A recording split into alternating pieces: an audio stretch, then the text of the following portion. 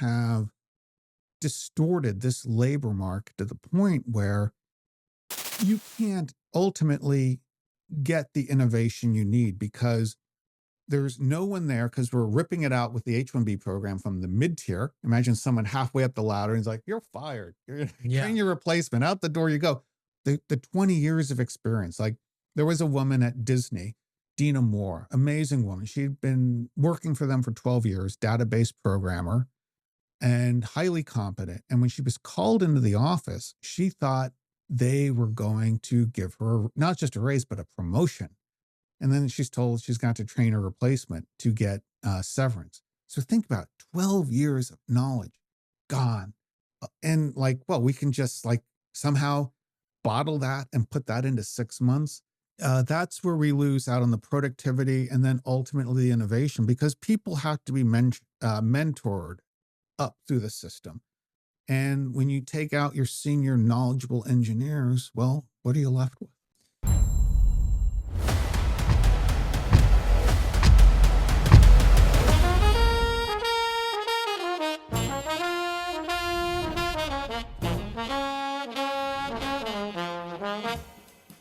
Howdy, everyone, and welcome back to Moment of Truth, the podcast of American Moment. My name is Nick Solheim. I am the CEO of American Moment.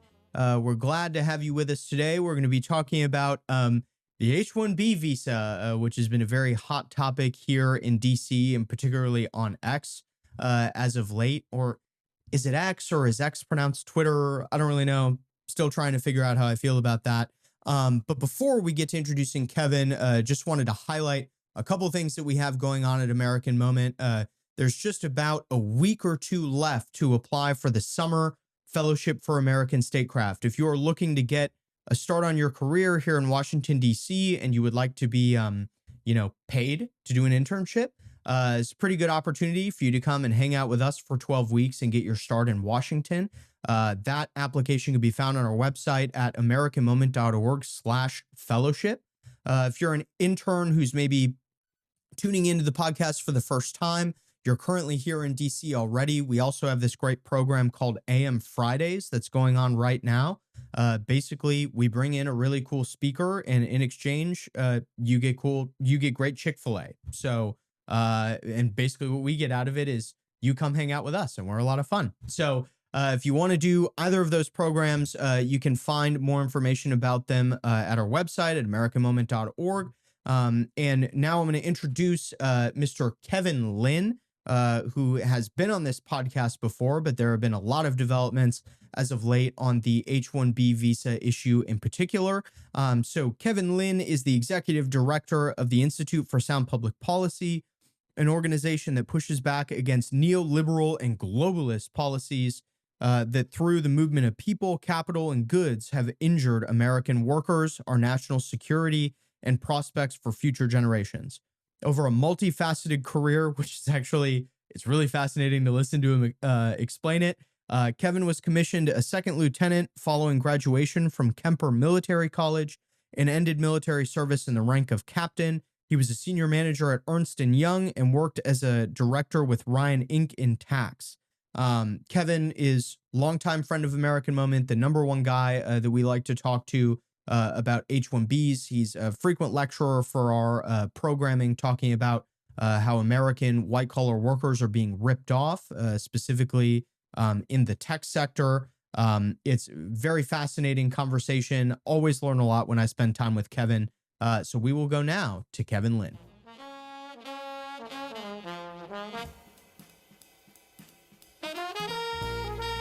Kevin, thanks so much for coming on the podcast. Nick, it is always great to be here with you and the folks at American Moment.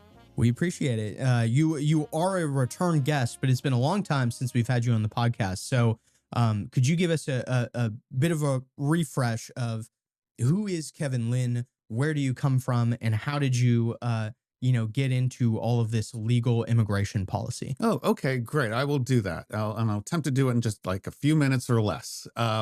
Who am I? I am the executive director of a group called the Institute for Sound Public Policy, where we look at issues of the movement that relate to the movement of people, capital, and goods across international borders, really for the whole purposes of extracting profit and beggaring the nations, working people.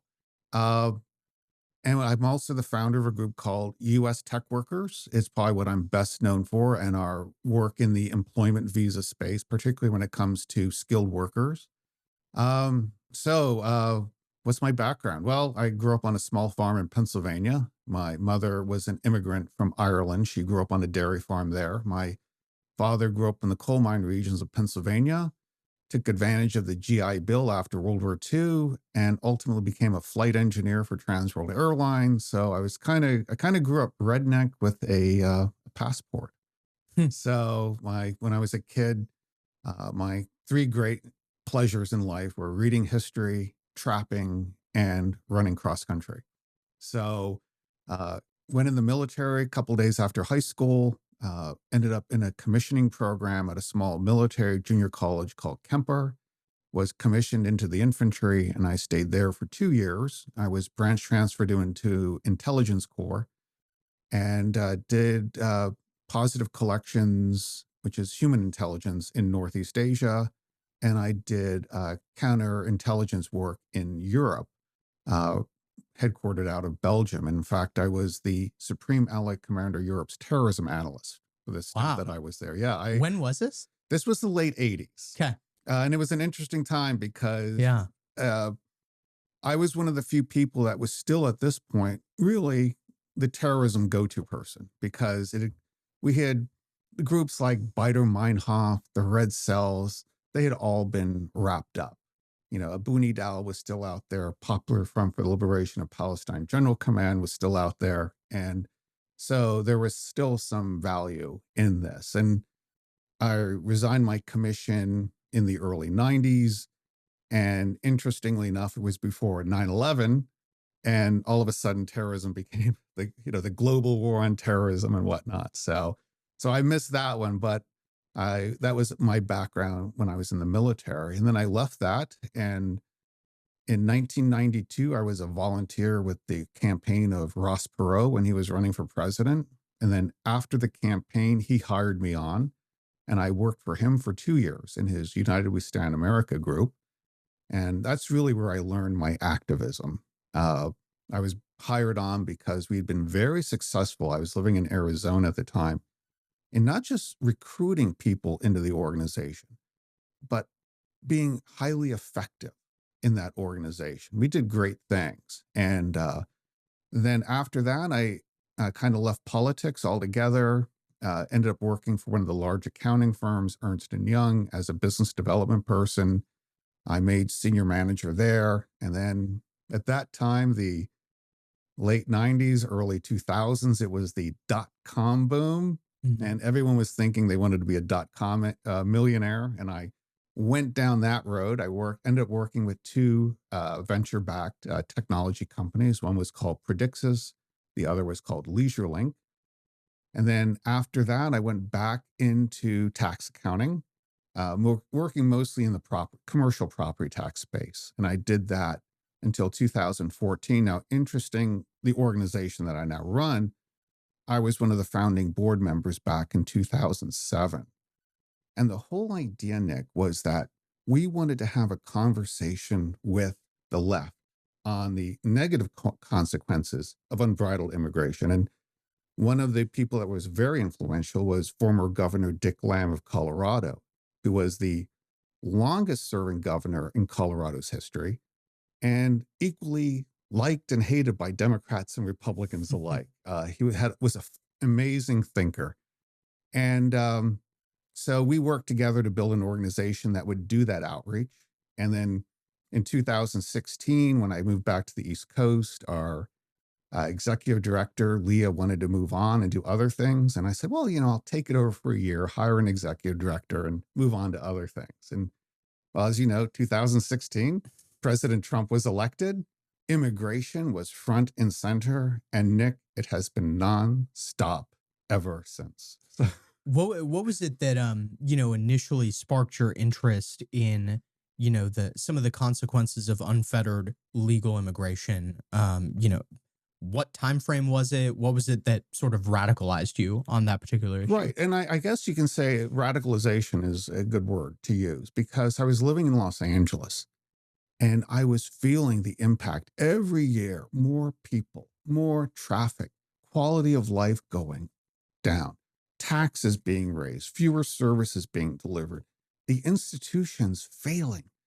Uh, LA Unified School District. Now, there were brilliant, and we might talk about that later, brilliant school districts in LA County, like La Cañada, Frintlage, and everything. But when you look at LA Unified, it was failing in its mission to produce citizens that were able to graduate and live productive, meaningful lives. And all the other institutions just seemed to be falling down: healthcare, uh, transportation. And at that time, interestingly enough, when people ask my politics, I tell them that I am a lapsed Republican, an unrepentant Perotist, a failed Green, frustrated Democrat, and now an independent. Because for a period of time, I was on the executive board of the California Democratic Party.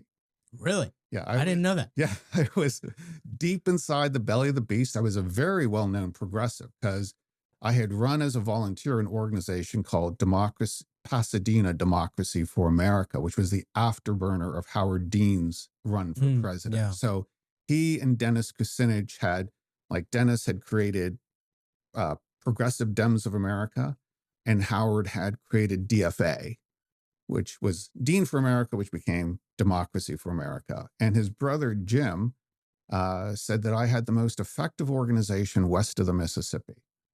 And interestingly enough, politicians running for office all wanted to talk to our group because they knew that in the San Gabriel Valley, our people were very active and curious.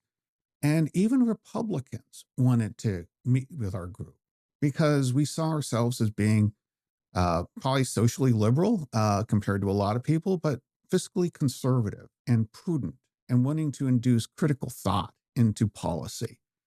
So we actually got involved in several campaigns. Now, my time, how did I get radicalized? Seeing all this. And then one day I'm at a town hall meeting on immigration. And I tell everyone, I'm like, look, I'm the son of an immigrant. I've yet to see how this is going to help us with our healthcare delivery, our education. We have to get back to being more restrictive, more regulated. Well, people went bananas. And there was one guy, when afterward I was getting my pizza, he goes, I know what you were doing out there. I hate your views on immigration. And I said, well, and he said to me, I'd have you drummed out of this party if I could. And I said, Tom, you can't.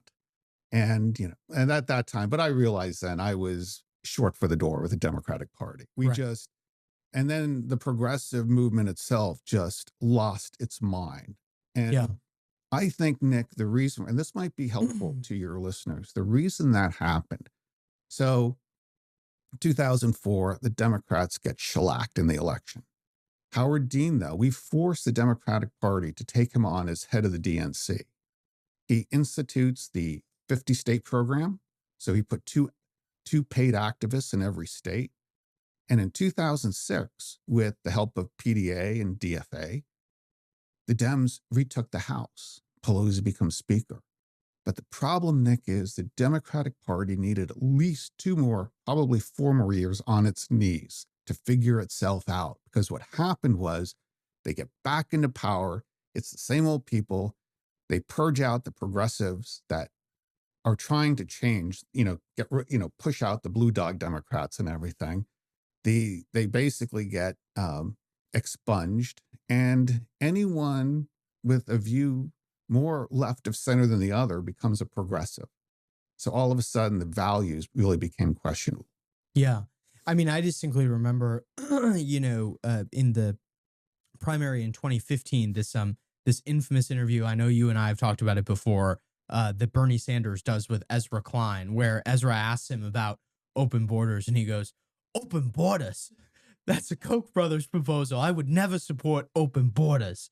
And yet we see where he is today, on that particular issue. He'd be far to the right. He'd be a radical right-wing xenophobe, according to when you look at almost mainstream Democratic policy. And so would Bill Clinton, for that matter, in Yeah. the 1990s. So would Barack Obama.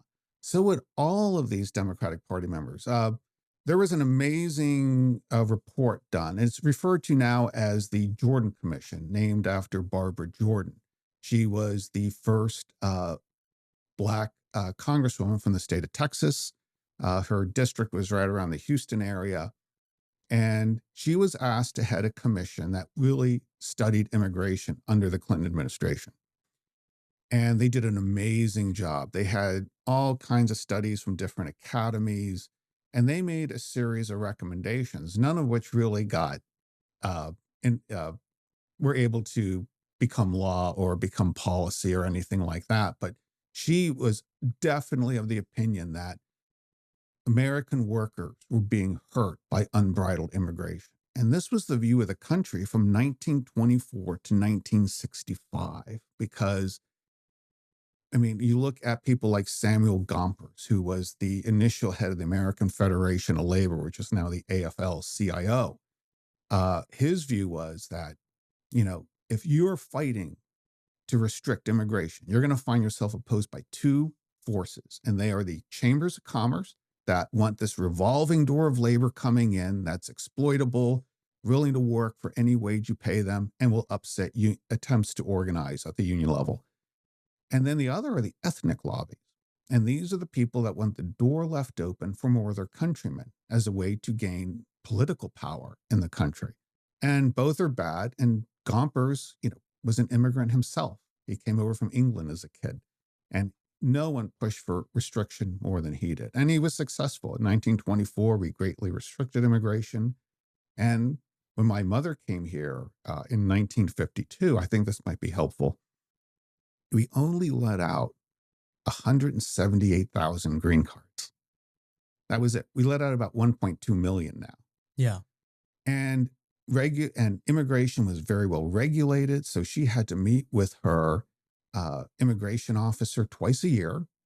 They enforced public charge. So if she became indigent and couldn't pay her bills, her sponsor was then pecuniarily liable for her. Mm-hmm. And it was a good time for immigrants. It was a good time for native born. We built the middle class because at the end of the day, it's all supply and demand. And again, this was a time very restrictive. We had no employment visa programs at this time. It was just 178,000 people coming in every year. Yeah. And it worked very well. But we won't go down the rabbit hole what happened in 65. But yeah, just suffice it to say, it does work well when it's restrictive and well regulated.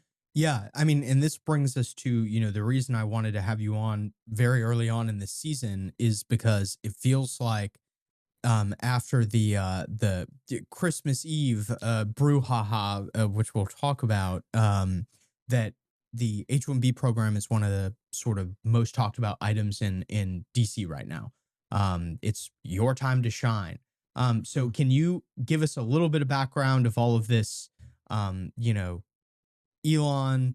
Steve Bannon, Vivek Ramaswamy, this whole back and forth about H-1Bs and what led up to it? Wow. Yeah, I call it the great H-1B visa kerfuffle. Yeah. And you really have to go back to July.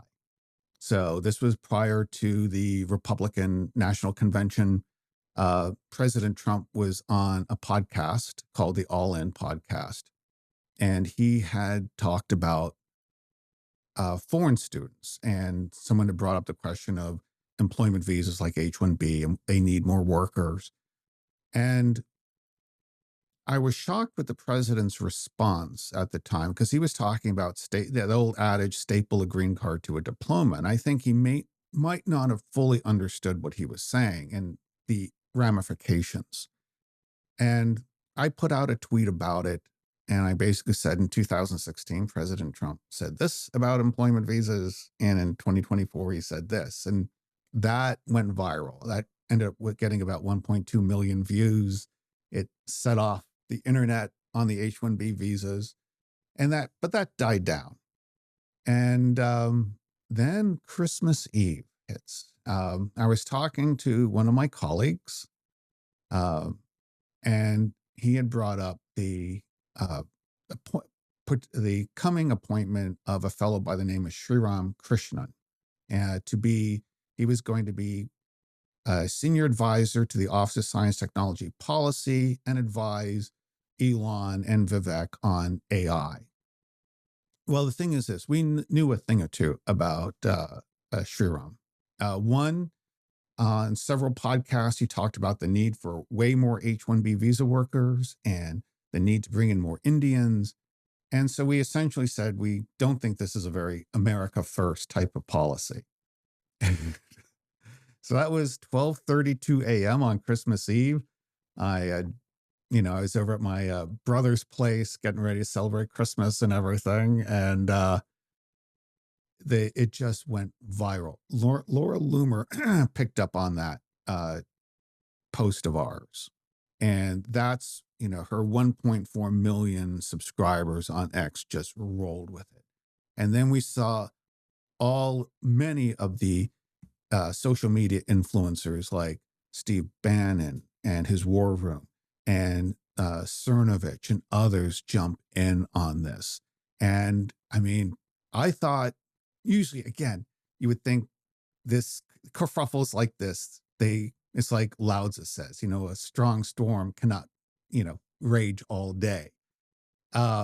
This went on 14 days. Yeah, it was a very long period of time between Christmas Eve and New Year's, basically, where it was like we were talking about nothing but this. Nothing but this. And it got into the mainstream media too.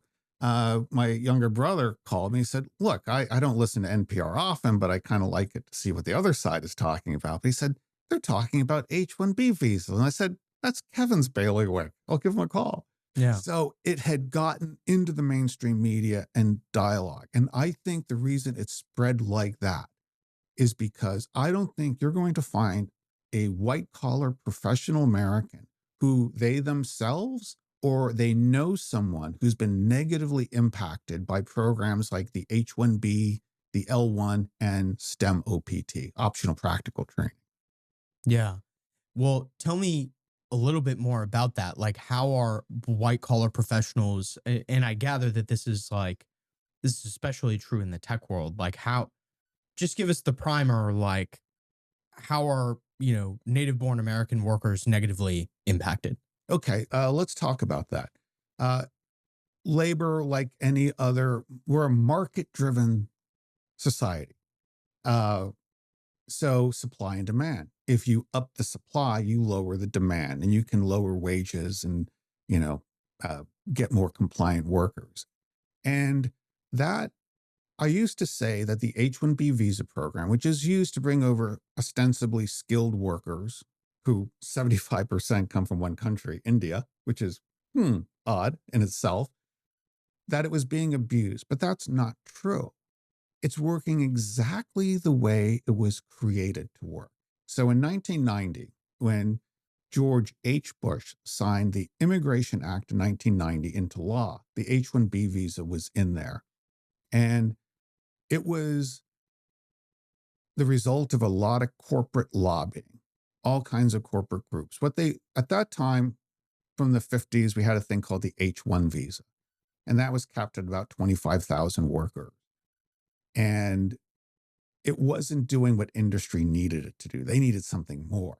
And they wanted to bring in more tech workers, more skilled workers. So in science, technology, engineering, and math, STEM, particularly computer science, because that's really what was taking off at the time.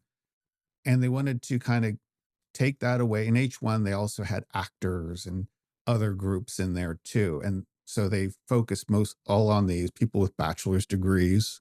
And the thing is, it was supposed, ostensibly was going to bring in skilled workers. However, three things worked against that. One, it's all done on a lottery. I don't know if most Americans understand because corporate managers love to talk about, oh, we need more skilled workers and H-1B, we're bringing in these high skilled workers. No. If you get a degree from Institute of India Institute of Technology, let's say you get a master's in computer science, you have as much chance of getting an H-1B visa as someone who graduated from like Bangalore College of Computer Science, a BTech degree, because it's a lottery. They don't look at merit in any way. And also, so that tells you that they're looking just for numbers, not for high skills and qualifications and experience. Two, although there is what they call a labor test where you have to test, there's an attestation in there. With the H-1B, they don't have to demonstrate that an American, there's an American that isn't out there that can do the work, the job that you're applying for. Now, later, and I'll talk about the dual intent in a moment. Later, if that H-1B is sponsored for a green card, they do have to test the labor market. But there's a cottage industry of law firms out there that are very good at hiding these ads from these job opportunities from Americans and ensuring that that H-1B that's in that position remains in that position. So that was two things. And the last thing was they made it a dual intent visa. Now, typically an employment visa up to this point is one thing. It's temporary. The intention is you will come to the United States, work for 3 years, maybe get an extension, and then go home. Well, that's still in there. However, there's a clause that says, all right, the corporation that sponsored you to come on an H-1B visa can sponsor you to get a green card, a pathway to citizenship. So what does that do, Nick? That creates a worker who is beholden to that corporation. So they will be, we call it, it's really indentured servitude in a lot of ways, because they're not going to upset any apple carts. They're not going to demand a higher wage or anything, and they'll be very compliant. And so the company has them locked up. And that's how this visa really differs from other visas and why it really is impacting so many Americans in such a negative fashion. Yeah. So, I mean, to boil it down to its most basic parts, it's like it's taking jobs away from Americans to give to foreigners. And then because of the massive supply of, foreign labor, it's also driving down wages, right? Yes, Like it does. And we've seen that over the last 2 decades. Wages in computer science have literally flatlined. And wait a minute, we need all these workers? Wait a minute. Why are wages? Because again, supply and demand. If you're short supply, if demand is high, companies are paying more, giving more benefits, offering more job security. Just the opposite is going on. interesting. Yeah. And that makes a lot of sense as to why this was something, that the president originally campaigned on in 2015 and 16. So let's talk about what was achieved by the first Trump administration, 2017 to 2021 on this particular issue. Right. And there were actual tangible things that were attempted. Starting in the summer of 2020, there were 3 rule changes proposed by the Trump administration. And the first one was I mentioned the lottery, get rid of the lottery. It is going to be, if you want an H-1B, you want first dibs, you're going to offer the highest salary. Mm. And so by the time, as I should mention, the H-1B visa is capped at 85,000, with another 20,000 being allocated to foreign students that graduate with an advanced degree in STEM. So roughly 120,000. And then there's also NGOs can bring in NGOs, governments, other nonprofits can bring in, there's no cap to many H-1B. So we get about 120,000 a year. And there's I estimate about 735,000 H-1Bs in the country today. Mm. And we'll get into STEM OPT, which kind of doubles that too. So they would, by the time they got to that bottom of the 85,000, you're not impacting the jobs of ordinary Americans. Because again, these workers being brought over, and Professor Ron Hira of Howard University said it very well. He was testifying before Congress. He said, look, guys, these are very ordinary workers. These are not high-skilled workers coming on an H-1B. And this is why we've seen so many cases like at Disney, Abbott Labs, Northeast Utilities, where Americans have to train their replacements. Yeah. If they're that smart, and then like Northeast Utilities, It was like initially 6 months, then it had to get dragged out another 6 months. And the people they trained weren't doing the jobs, had to bring someone else in to do the work. Right. But so that's the end of the lottery. That was a plus. The specialty occupation. So in the bill itself, there is a term specialty occupation. So it lists out the occupations that H-1B visa holders can be brought in under. This was going to be really tightened up to be much more skilled positions, and not like it would be quality assurance versus someone, a DevOps kind of person who's got skills in a bunch of different areas. And the other thing was, and again, we talk about it being cheaper. The average H-1B. Now, there are companies, and I've talked to companies and people in them, and they'll say, look, we pay our H-1Bs the same as an American. Problem is, they now run the place, and not for the better. But on average, like here in the DC area, if you have an H-1B, you're paying anywhere from 20 to 40% less than you would an American. Mm. And that goes back to one of the issues that was programmed into this. So it's required when you fill out a labor condition application, an LCA, that you put in a median wage for that. And it's supposed to have been a DOL approved median wage, but it's not. Any company can create their own survey to create a median wage. And the thing is this: someone looking at this application at Department of Labor only has 7 days to look at it. That's it. 7 days. That's it. Then, so all they're looking to make sure is that the form is filled out properly. The I's are dotted, the T's are crossed. And then they can't go back and look at the median wage being offered again by statute. So they rubber stamp the median wage. So that was that upping the median age, let's say, or median wage to a 75% percentile was going to help a lot. Again, it would force American companies to hire Americans, because when you look at what they'd have to pay with the salary, the median wages, the specialty occupation being tightened up, those were real net benefits. Yeah, the incentive to hire an American is higher because you want someone that's like quality that can do the job. And so if you're going to end up paying them roughly the same, it's like, yeah, might as well hire the American then. Exactly. And the other thing that was pretty amazing, on August 3rd, 2020, I met with the president in the cabinet room, and I had with me, and this meeting was actually set up by Theo Wald, who was Deputy Director, Domestic Policy for the president at that time. And I had with me 12 workers from the Tennessee Valley Authority who were literally in the process of training their replacements. They were going to be replaced by 3 H-1B visa dependent companies. One of them was Capgemini. And prior to August 3rd, Senator Sessions had asked me to come down and speak at a rally in Huntsville, and I did.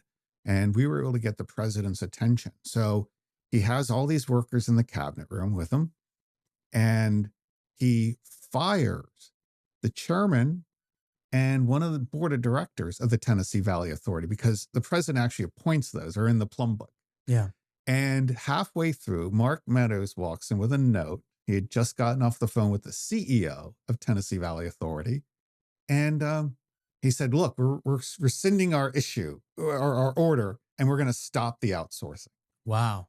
I mean, That's we amazing. were like high-fiving in the cabinet room. It was great. So that's where the president stood in the prior administration. Yeah. No, that's great. I'm curious to hear more about,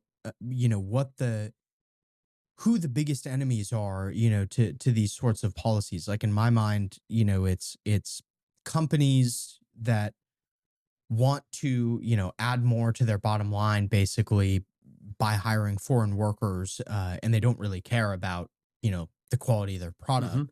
Mm-hmm. And then primarily like members of Congress who are beneficiaries of those companies being in their districts. But like, is there anybody else? Like, are the courts mad about this? Like, who's on the enemies list of reforming the H-1B visa? Well, the first thing you said about improving that bottom line, the efficiency model. In 1995, that's where you really started to see the MBAs coming in and taking over management of these companies like Boeing, Intel, and the engineers were getting pushed out.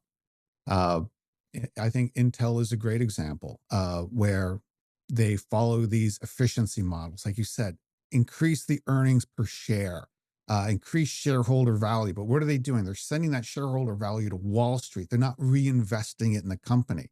Right. This is why uh, 78% or 88, 78% of their or 88% of their production is outside the US right now. Now, contrast that to Taiwan Semiconductor Manufacturing Company, where the CEO had basically surrendered the reins to someone else. And this guy started to follow the efficiency model. He's like, heck no. He came back in, fired that guy. And he's like, we're doubling down. We're doubling down the investments we're going to make in our people. We're doubling down on the research and development. And look at them now. Like I said earlier on, NVIDIA, 100% of all their product, of their actual manufacturing is done by TSMC. Wow. That's crazy. I'm interested to hear too, like, because you're talking about all of these, things that the president accomplished, specifically on legal immigration, and they're all, it seems like, happening in 2020. Right. And then we go right into the Biden administration in 21. What happened to this whole issue then?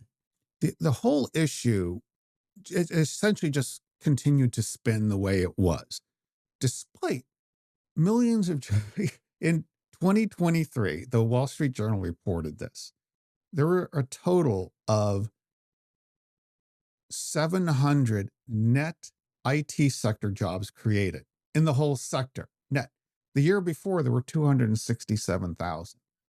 So into this world where they're doing mass layoffs, they're still bringing in 120,000 H-1B workers. They're still giving foreign students who graduate with a STEM degree in the U.S. 3-year work authorizations. None of this is abating. So this continues to go on. And the net result is this. There was a whistleblower at Salesforce. And he showed them where, wait a minute, look at all his colleagues that had been laid off. And they all have Anglo names, rest of the world names. And then everyone they hired all had Indian names. So this is what has been going on. Now, to put it in perspective in terms of how bad this is, well, we can look at the stock price of Intel. We can look at what happens to Boeing. Their planes are falling out of the air. For instance, one of the efficiency things they did was outsource all their software development to HCL, an Indian H-1B visa dependent company, that they're paying their people $6 an hour. And there you go. You get what you pay for in a lot of ways. But let's take a look. Just before COVID, I had breakfast with a fellow who worked at Hewlett Packard. I was expecting a lot of pushback from me. And he's like, no, I totally agree with you. For 20 years, we followed the efficiency model. And where it has hurt us is on innovation and productivity. And he gave me an example. He said, look, if I tell our 4 folks either in India or our an H-1B shop here, because he was out, he himself didn't work in the United States. He said they'll do it great. They will do a great job. Boom, boom, boom. But if I say, hey guys, here's a problem, crickets. Whereas the rest of the world, engineers being engineers, week later, someone comes in and says, hey, let's spitball this idea. Now, so right around 2016, you will see the LCA applications for H-1B at Hewlett Packard just take a nosedive. Now, right around the same time, you see this huge uptick with Intel. Now, these are companies with vastly different market caps, smaller. But Intel's Hewlett Packard stock is doing great. It's just risen, whereas Intel is in the toilet right now. They are recipients of about $8 billion in CHIPS Act money, and they're laying off 15,000 people. They're constantly retrenching. They're not They stopped investing in their people a long time ago, and they they've been outsourcing what they can and or offshoring what they can. And then the people here, they've been replacing them with H-1Bs, STEM OPTs. Yeah. Again, just as you said, that bottom line. That's Yeah. all it is. I mean, that is, particularly illustrative for the way a lot of American companies have been operating, for the last 2 to 3 decades. I want to hear a little bit more about, you know, what the vision is moving forward. We've Right. got 4 years of President Trump in office. What can, the people that listen to the show that work on the Hill, folks we know that are in the administration, what kinds of things can they be, considering to improve the job prospects and the wages of, white collar professional American workers? Yeah. Strategically, we have an amazing opportunity. Like you had mentioned, our friends in the administration. I mean, we have friends in the administration. We have friends who are now in the bureaucracy. Yeah. We have an amazing opportunity for an inside outside strategy. We have not had this before, Nick, because in the first President Trump administration, I mean, who was ultimately deciding who he brought in, who he made cabinet leaders, who got into, filtered into the bureaucracy, not people that were America first. And now we have an opportunity to work with people who are of the mentality of America first. So, what we can do, there's a lot of things administratively that can be done short of legislation. Now, we've seen the antithesis of this in the Biden administration. For instance, there is a character, Doug Rand. He worked for Obama in the Office of Science, Technology, and Policy, but he really involved himself with immigration, like extending the term of the STEM OPT EAD. And under Biden, just little rule changes that impacted the treatment of H-1B visa holders, STEM workers. So we can have our own Doug Rands now who are looking at, I won't go into specifically what they are. It's not my way to, tell you what I'm going to do. I prefer to sneak up on people and events. But we need our own Doug Rand who's in there looking at things that could be done administratively. And we need to be putting out rule changes now. So, because what happened with those 3 rule changes from the prior Trump administration was they were all either sued and settled or just allowed to die on the vine.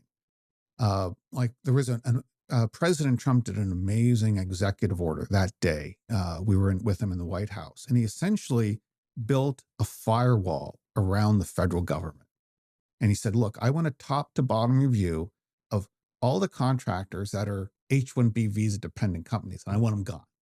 So it one, either force them to hire Americans or just get rid of these companies that do this. And this would have literally created a safe haven to build up American STEM capacity right there. There's no reason, Nick, that every state in the union can't do the same thing. Like PennDOT, for instance, a woman called me. She says, oh my God, I'm about to get laid off. I work with a consulting firm. It was Deloitte. But my Indian manager is pushing me out, having me train his wife, who is here on an H-4 employment authorization document. A spouse, that was an executive order by President Obama.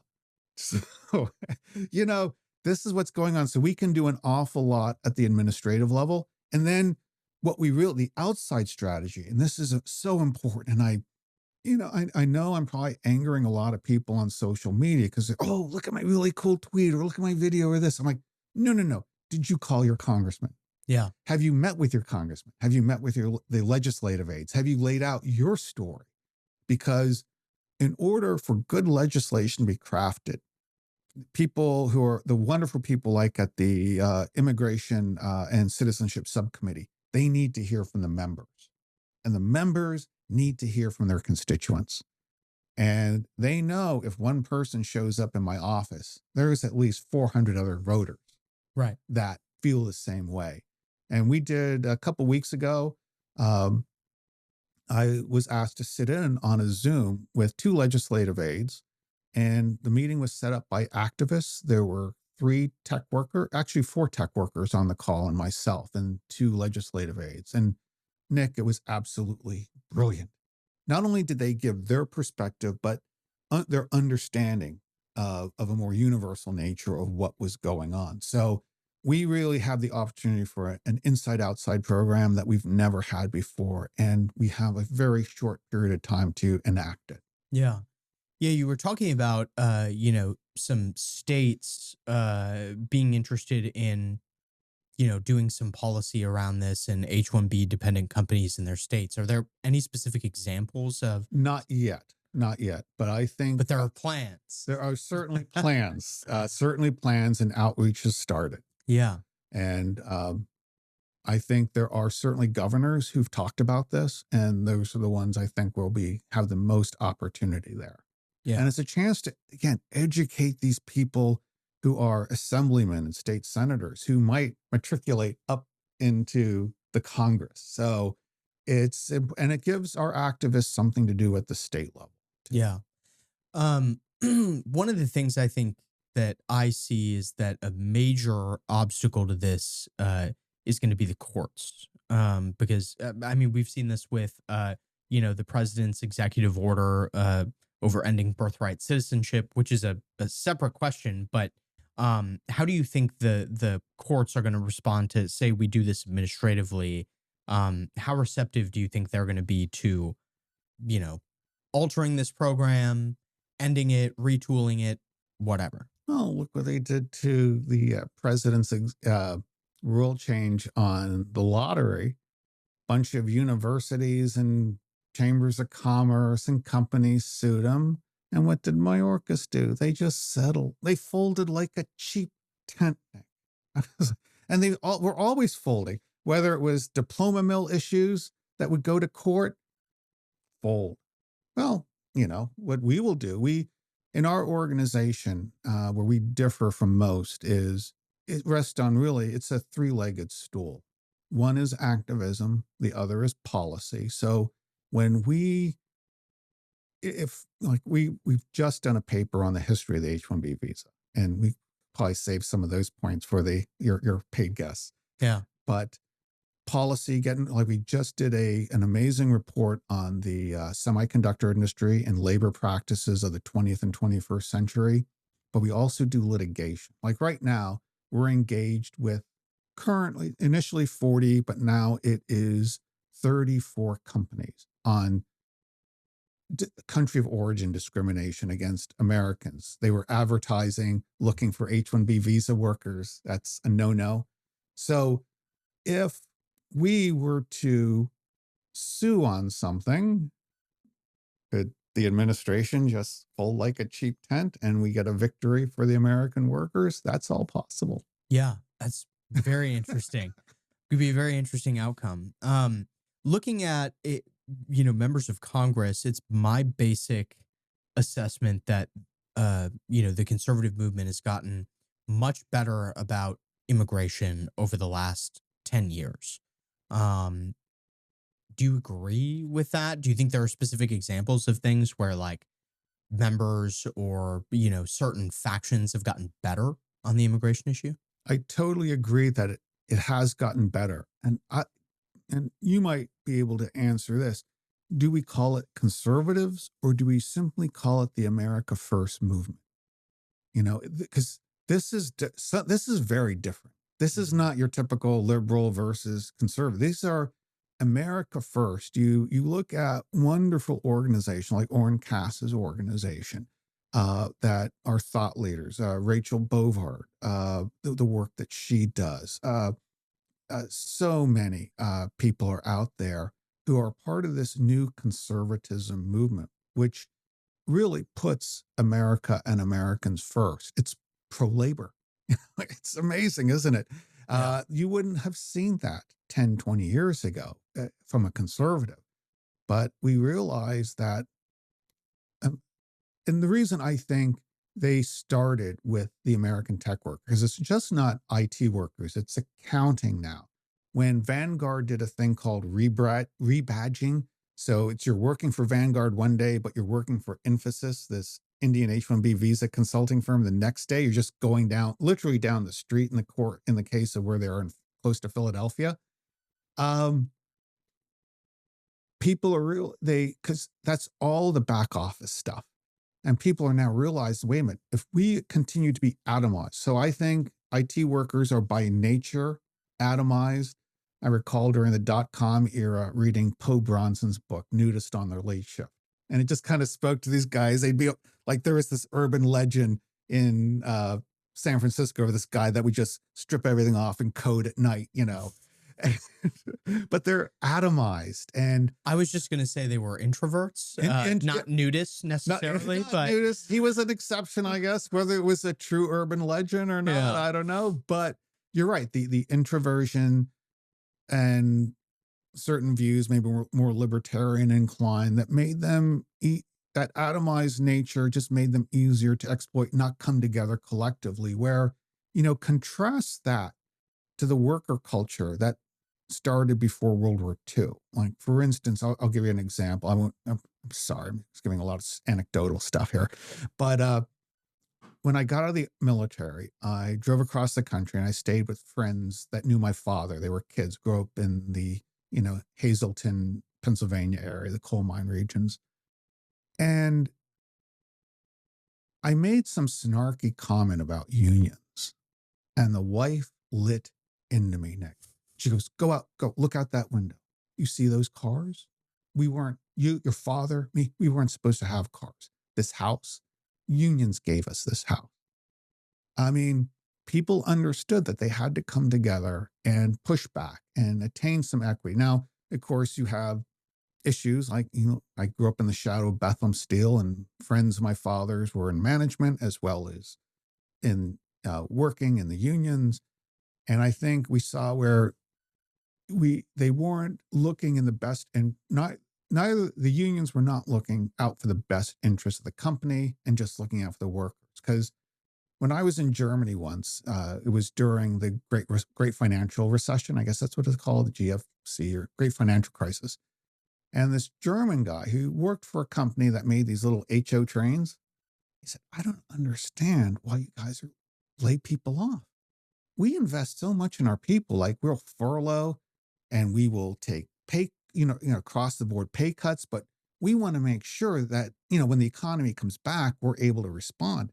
And this is the way America, like Intel was, for instance, prior to 1995, when there were recessions, they would do everything they could not to lay people off. They would furlough them, knowing that they were going to come back.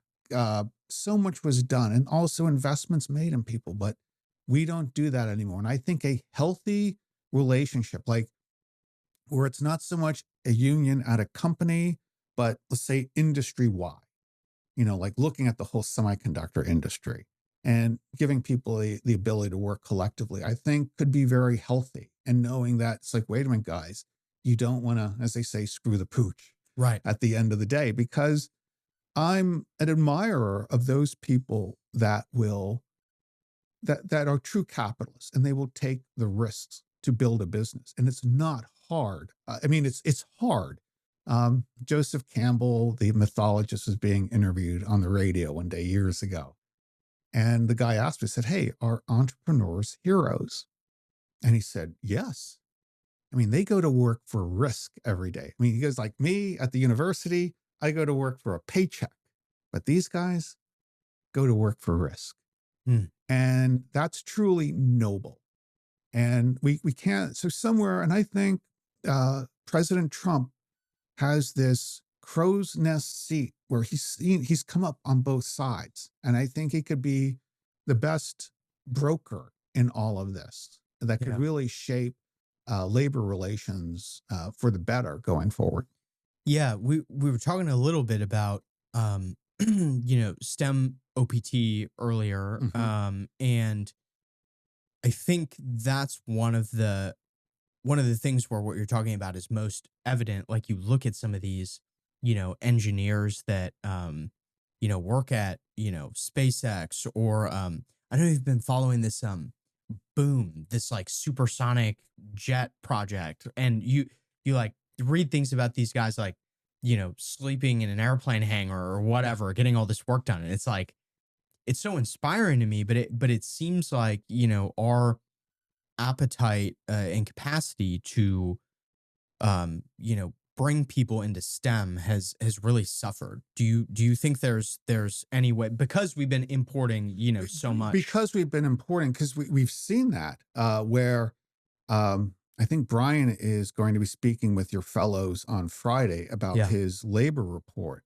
And you can see where we graduate, only about a quarter people that graduate with a STEM degree are working in STEM.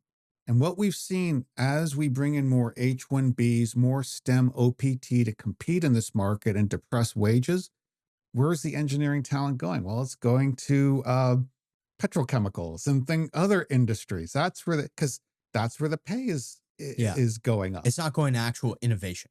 Right. It's exactly. And we what we've done to we've just I what's a good word for it? We have distorted this labor market to the point where you can't ultimately get the innovation you need, because I just look at from my experience in corporate tax.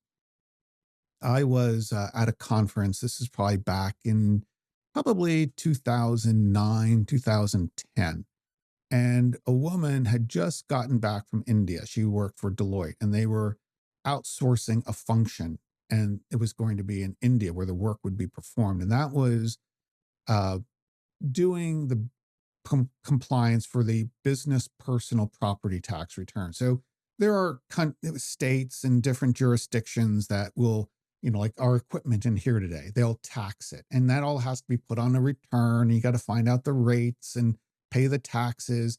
And some jurisdictions do, some jurisdictions don't. But when you graduate with an accounting degree and you decide to go into tax, the first thing you're given to do is the return, because, well, that's where you learn what's taxable and what's not. You're in Harris County.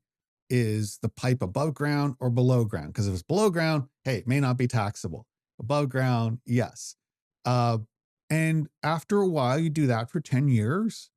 And then you get into the provisioning of the return and then ultimately the tax planning. But when you outsource all of that one function, you rip out that first rung of the ladder. Mm. And we're doing this now to American talent that there's no one there, because we're ripping it out with the H-1B program from the mid-tier. Imagine someone halfway up the ladder and he's like, you're fired. Train your replacement. Out the door you go. The 20 years of experience. Like, there was a woman at Disney, Dina Moore, amazing woman. She'd been working for them for 12 years, database programmer, and highly competent. And when she was called into the office, she thought they were going to give her not just a raise, but a promotion. And then she's told she's got to train her replacement to get severance. So think about it, 12 years of knowledge gone. And like, well, we can just like somehow bottle that and put that into 6 months. And that's where we lose in the productivity realm, because things aren't done right. I know when you look at my bank just went through this big back end change, and it was a mess for 3 weeks. Like, vendors weren't getting paid. And you know why? Because there's no documentation. Yeah. It's they're scrap taking code here, putting it there. It's all just a mess. And that's where we lose out on the productivity and then ultimately the innovation, because people have to be mentored up through the system. And when you take out your senior knowledgeable engineers, well, what are you left with? This is ultimately the biggest difference, I think, between people who are for immigration restriction and people who are against, is that people who are against restricting immigration view employees, people, as interchangeable widgets, right? It's just, I can Yes. take this woman with 12 years of experience, she can spend 3 to 6 months training this person, and then I can bring in this H-1B person. They will be just as productive, which is, by the way, normally not the case. And whereas immigration, restrictionists, believe, look, like we are basically trafficking in human capital. Like America is the greatest country on earth, home to the greatest people, several like geniuses that are building great companies. They are not widgets. They are people who deserve to have a good life, stable employment, make some money, and make this country better. And I think it just boils down the difference between the two camps is we don't view people as widgets. And I like that term you use, human capital. Yeah. Because that says it all. It's like this person, this person's experience, their life, not their knowledge, their education.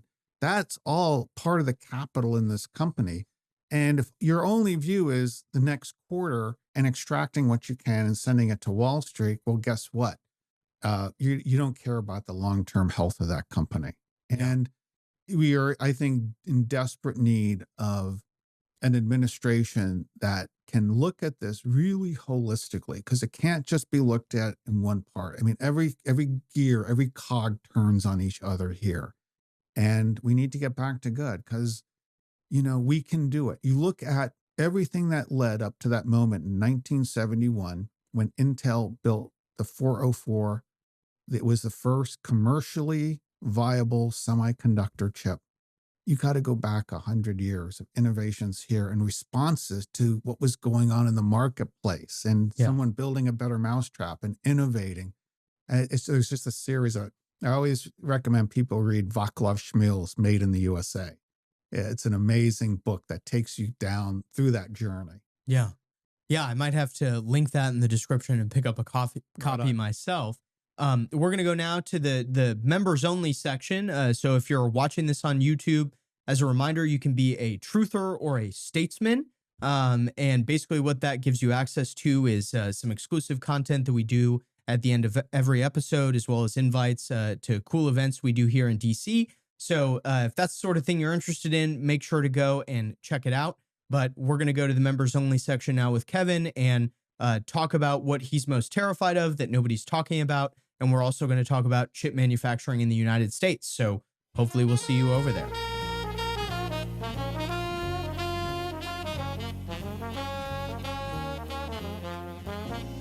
Kevin, where can people find you, keep up with the important work that you're doing, and get in touch if they want to learn more about the H-1B program? Great. Well, our website, the Institute for Sound Public Policy.org.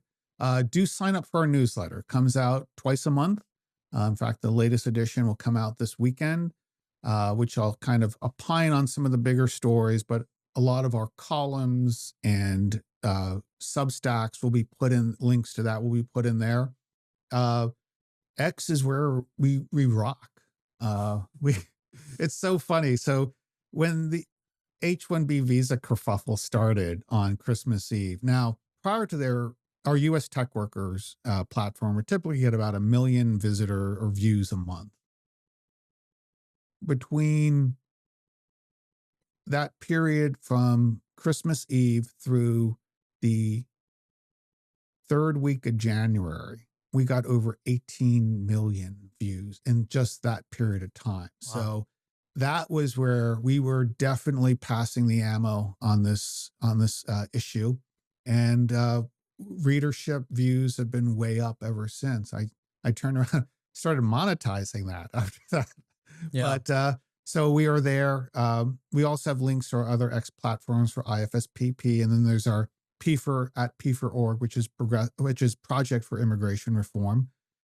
So we talk about things that we do talk about employment visas there, but mostly all other kinds of immigration. That's where when I go down to the border and stuff and report from there what's going on. But again, we're very heavy on immigration, but our goal is if we can grow this organization out, really focus on the capital issues as well and the goods, in addition to the movement of people. Great. Well, thank you so much for returning to the podcast and re-educating us on all things H-1B since we last had you on, and look forward to talking again soon. Well, this is great, Nick. Always a pleasure. And what you guys are doing is so important because, we were talking about the staffing of this current administration, and you guys saw this so early on and you recognized the problem and you were there with a solution. And, we're the contingent beneficiaries of that now. So thank you. Oh, thank you so much. We appreciate it. All right. Thanks, Nick.